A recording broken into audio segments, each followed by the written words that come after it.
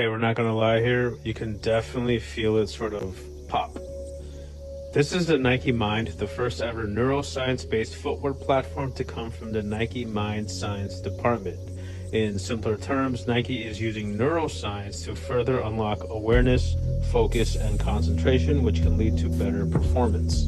Debuting on January 8th, the Mind 001 Mule and Mind 002 sneaker features this unique sole that consists of 22 independent foam nodes that impart the feeling and texture of the ground. Nike sent us both pairs to test out. Off the bat, the comfort is top notch, and with each movement, you can definitely feel all of the nodes. And we can't really describe it, but it feels like a small popping sensation when you press down.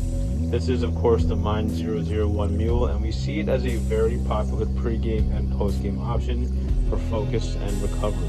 The Mind 002 has a classic sneaker fit and build, so you feel the underfoot nose even more because your foot is a little bit more locked in than a mule. Whether or not I feel more focused and aware, time will tell.